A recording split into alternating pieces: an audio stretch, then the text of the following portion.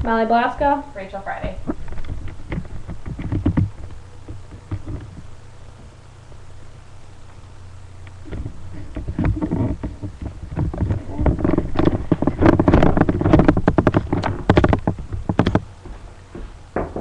Come in. Wash my hands. Hi. Shut the door. Wash my hands. Hi, my name is Molly and I'm a Detroit Mercy nursing student. I will be performing your assessment today. Can you tell your name? Rachel Friday. And your date of birth? June 26, 1988. And the date today? June 20th, 2012. Okay. And do you know where you are? Hospital. What brings you in today? Just a checkup. Alright. Do you have any allergies? Any pain anywhere? Nope. Okay. If patient is experiencing pain, I would do PQRs to you. So I'm going to have you change this hospital down and I'll be back in a moment. Okay.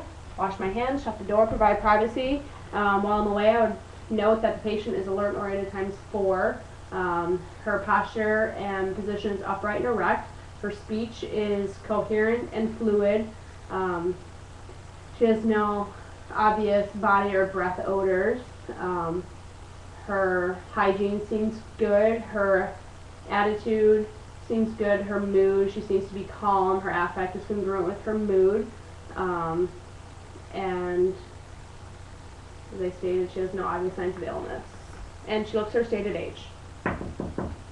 Wash my hands. Okay, so I'm going to perform a head-to-toe assessment on you. If you feel uncomfortable at any time, just let me know. Okay, so the skull is normal cephalic, no signs of abnormally small or abnormally large head. Hair is thick, evenly distributed, texture is smooth.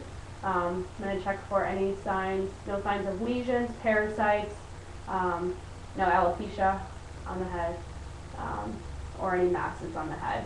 Okay, move down to the face.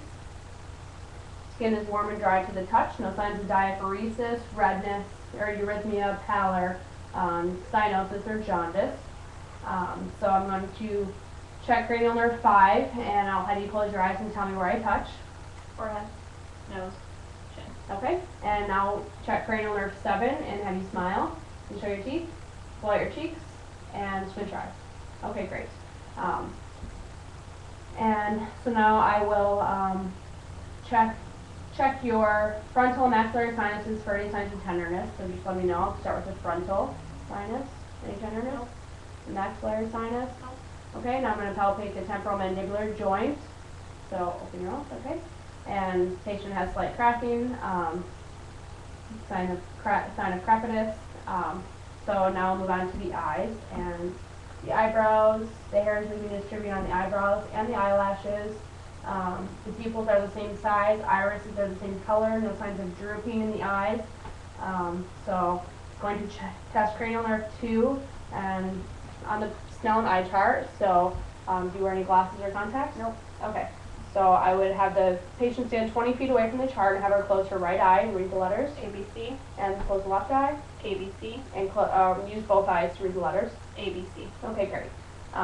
So now let's test cranial nerve 3, so if you can just follow the pen light. Okay, and pupils constrict and converge. Also cranial nerve, okay, so first I'll check the extraocular movements, or extraocular movements. So just follow the light up here. So cranial nerve 3, cranial nerve 6, cranial nerve 3 for the left eye and 4 for the right. Cranial nerve 3, cranial nerve 6, cranial nerve 3 for the right and 4 for the left. So now test cranial nerve 3 again and check her pupillary reflex with the light in your eye. Okay, and both pupils constrict with the light. So now I will move on to the nose. The nose is midline to the face, no masses or lesions on the nose. Okay, and I'm going to check the patency of your nares, so if you can cover one nostril and breathe in and out. And the other one? Okay. Sinuses seem clear, no signs of congestion. So I'll move on to the mouth. The mouth it shows no signs of drooping. The lips are pink and smooth and moist. There's no signs of chapping of the lips. So I can have you open your mouth for me. And the inner and buccal mucosa are moist, pink, smooth, no lesions. And no lesions on the soft and hard palate, pink and smooth. All teeth are present, no dental caries. Can you show me your teeth, please? Okay, and the gums are Pink and smooth, no lesions, no inflammation or bleeding, signs of gingivitis. So open your mouth and say ah. Ah. And uvula is midline and rises, which is cranial nerve 9, the tonsils are visible but not touching, so that would indicate 1+, and stick out your tongue, okay? And the tongue has no coating, no lesions, and it's smooth, and that's cranial nerve 12. So now we'll move on to the neck, and I just assess the neck. There's no inflammation, no lesions or anything on the neck. So now I would palpate the carotid arteries one at a time, and note that the pulse is steady and even on each side, and the force is 2+. Now I would auscultate the carotid artery.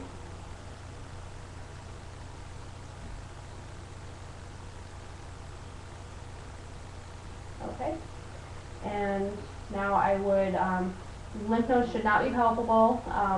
If there's inflammation or tenderness, then that can indicate infection.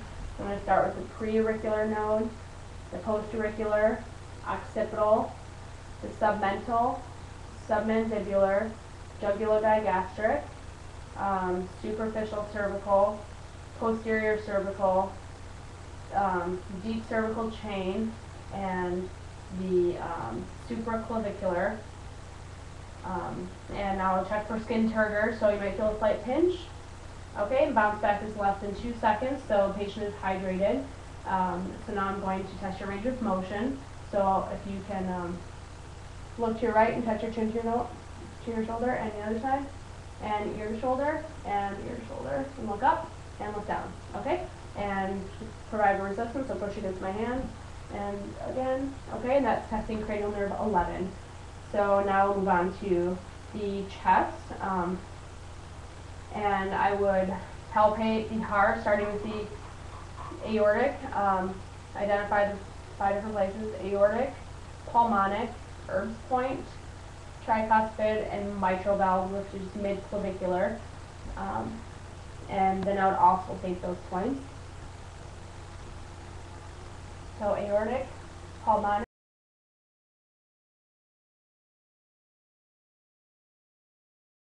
and then I would go back up using the bell of my stethoscope. So mitral, tricuspid, Erb's point, pulmonic, and aortic. Okay? And now I would auscultate the lungs in 10 different places. Oh, I would actually note first that the heart sounds, the S1 is loudest at the apex, and the S2 is loudest at the base. So I would do 10 different lung sounds. So just breathe in. 1, 2, 3, 4, 5, 6, 7, 8, 9, and 10. And then 4 lateral. 1, 2, 3, and 4. Okay, and lung sounds seem clear, no adventitious sounds such as bronchi, stridor, wheezing, or crackles. So if you can just turn around for me. And I would assess her posterior thorax. So the spine is slight S-shaped, no signs of scoliosis or kyphosis or lordosis.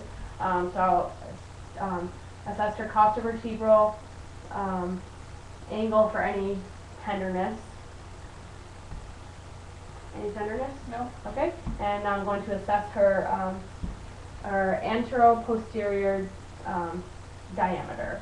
So just take a deep breath in for me. Okay.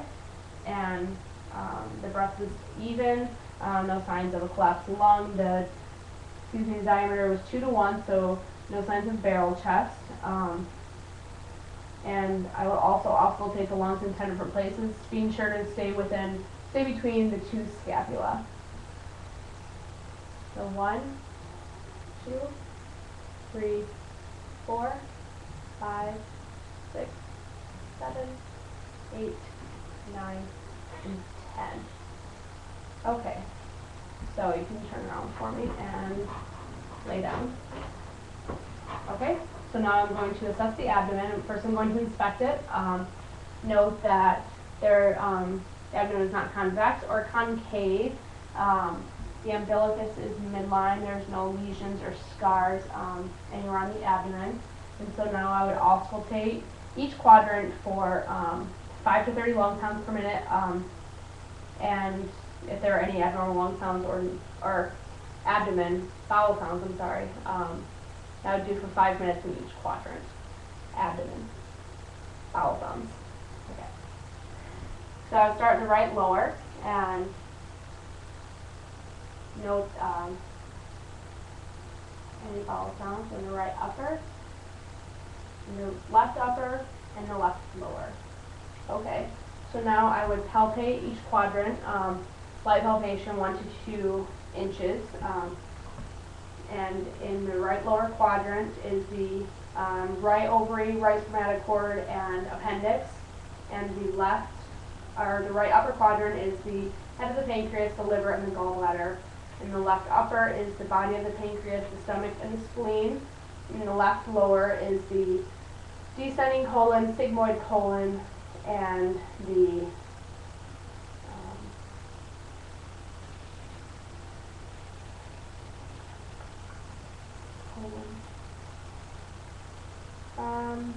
descending colon, the sigmoid colon, and I don't remember, so I'll just move on from there. Okay, so you can sit up. Oh, and I'm sorry, the left spermatocord and the left ovary. I got it. Okay, so now I am going to test your brachial arteries. Okay, so I'm going to assess the skin. Skin is warm and dry to the touch. Hair is evenly distributed. I'm going to test her brachial arteries bilaterally.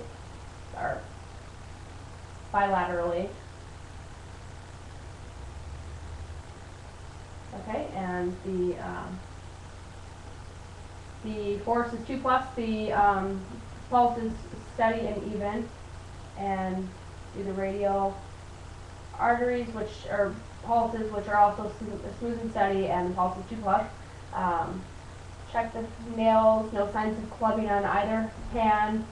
Cuticle is healthy around the nail, and capillary refill is less than 2 seconds.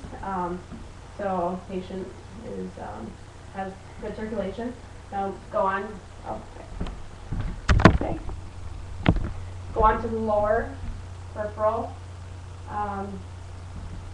Skin is warm and dry to the touch. The medial malleolus has no signs of edema.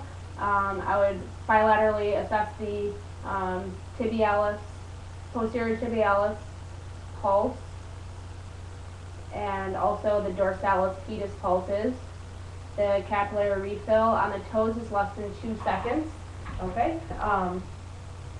So I can just have you, I'm going to perform a muscle test on you first. Okay, so if you can press against my hands and shrug your shoulders and lift your legs. Okay, great. And I'm going to also assess the joints or any inflammation, redness, tenderness, or heat, so just let me know. So I'll palpate the joints. Okay, great. And you stand up for me. Okay, so I'm going to have you walk and inspect her gait, smooth and even, no shuffling or limping. Okay, so now I'll perform a Romberg test on her. So I would have the patient stand, close your eyes for 20 seconds. Note that slight swaying is normal, and this is just testing her balance. Okay, great. So you can have a seat. Do you have any questions for me? Okay, so here, put your clothes on. The doctor will be with you shortly. So I'll wash my hands and shut the door.